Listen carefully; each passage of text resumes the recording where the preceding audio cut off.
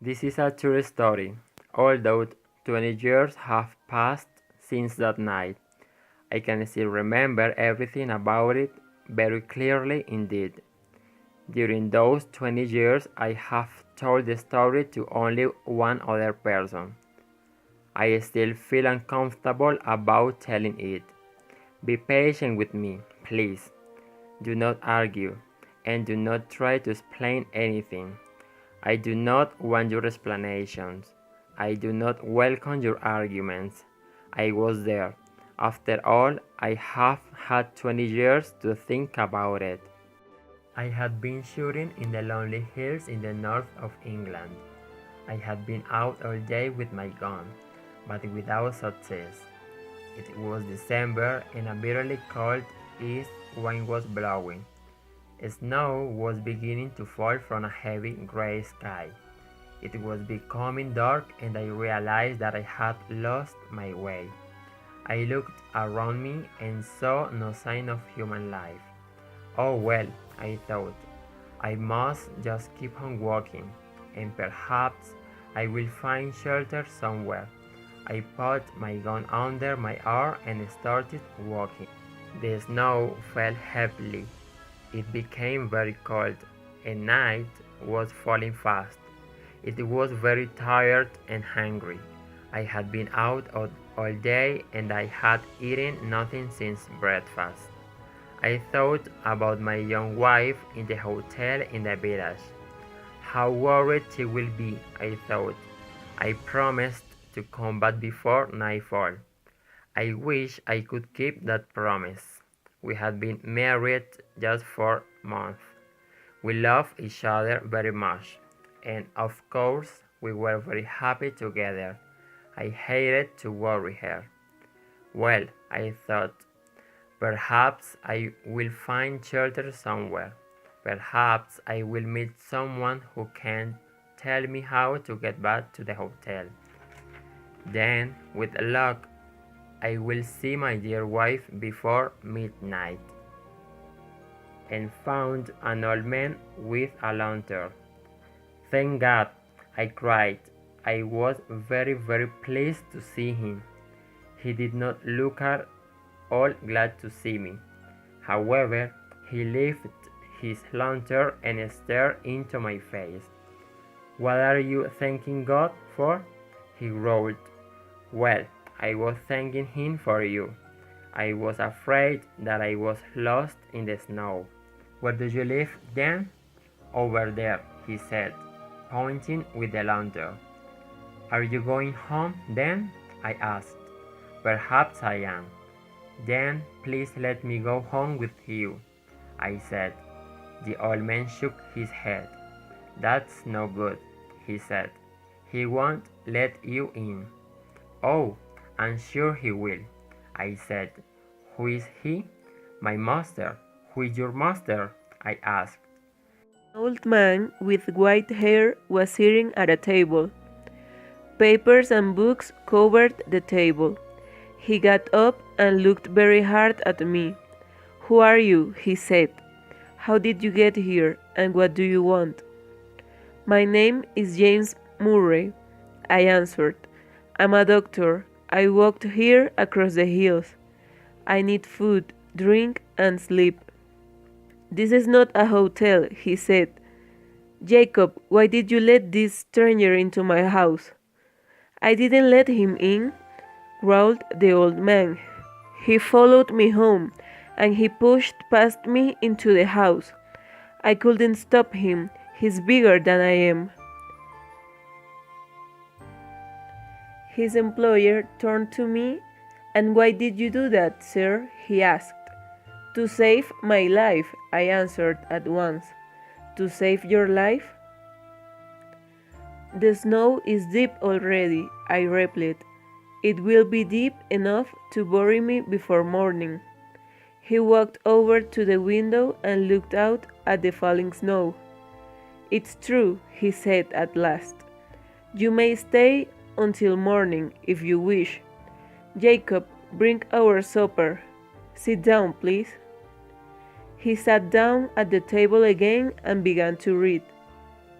When we had finished, Jacob took the empty plates away.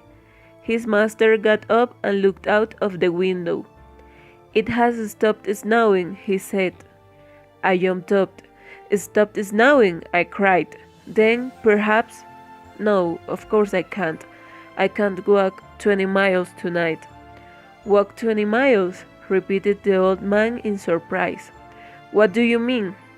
"My wife is waiting for me," I said. "She does not know where I am. I'm sure she's very worried." "Well," said the old man after a moment's hesitation, "there is a coach. It goes along the old coach road every night, and it always stops at Dwalding."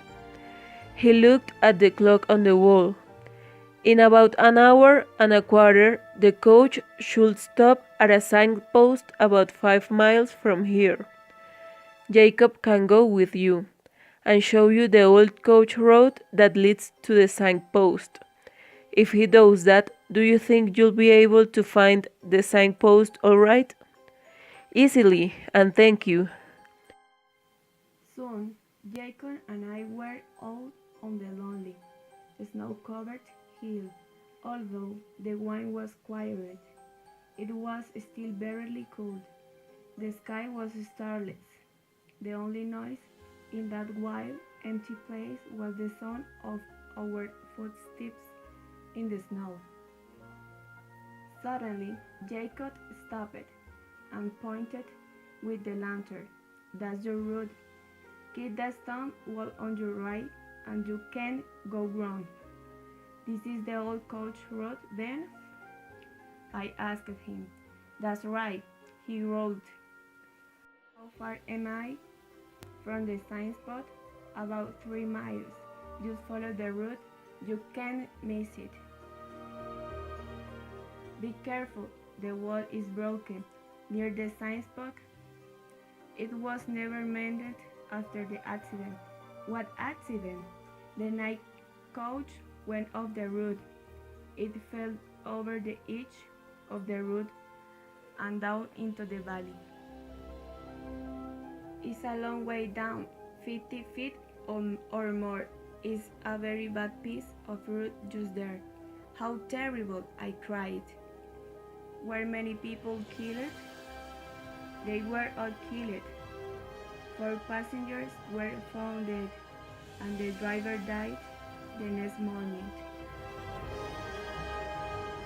"How long ago did this happen?" 20 years. "The wall is broken near the sign spot?" "Thank you. I'll remember that. Good night." I pushed a silver coin into his hand. "Good night, sir, and thank you," said Jacob. He turned and walked away. I watched the light of the lantern until it disappeared. Then I began to walk along the old coach road, and I saw a circle of light, a long way away, like the light of the lantern. At first I thought that Jacob had come back again to make sure it was all right. Then I saw a second light beside the first. I realized that they were the 2 lights of the coach. Meanwhile, the coach came along the road. It was moving very fast and noiselessly over the snowy road. I saw the whole dark shape of the coach with his driver on top and his 4 fine gray horses. I jumped forward and shouted and waved. It stopped. The driver did not look at me. The guard seemed to be asleep. Everyone was silent and still. I ran up to the coach. Nobody moved to help me, and I had to open the door of the coach for myself with my stiff, frozen fingers. It's empty, I thought, but there were 3 travelers in the coach. None of them moved or looked at me. They all seemed asleep. I got in and sat down. The inside of the coach seemed very cold, even colder than outside. The air inside the coach smelled heavy, damp, and dead. I looked around at the other passengers and tried to start a conversation. A very long time later, I woke from a deep sleep. I found my wife sitting by my bed. What what happened? I asked. You fell dear, she said. The wall was broken at the edge of the road, and you fell down into the valley. It was 50 feet, dear, but you were lucky. There was a lot of deep snow at the bottom, and that saved your life. I can't remember anything. How did I get here? Two farm workers were out early in the morning looking for their lost sheep. They found you in the snow and they carried you to the nearest shelter. They fetched a doctor. You were very ill. Your arm was broken. And you had a terrible bang on the head. You were unconscious and couldn't tell them anything. But the doctor looked in your pockets and found your name and address. So, of course, he called me, my dears, and I have been looking after you since then. Now you must worry. You must rest and concentrate on getting well again. I was young and healthy, and I was soon out of danger. But while I lay in my bed, I thought about the accident. You can guess exactly what I felt that night. I was It was the place where the coach had gone off the road 20 years before. I never told my wife this story. I told the doctor, but he said that the whole adventure was just a dream, the result of cold, tiredness, and violent bang on the head. I tried to make him understand, but he refused to listen to me. I did not argue.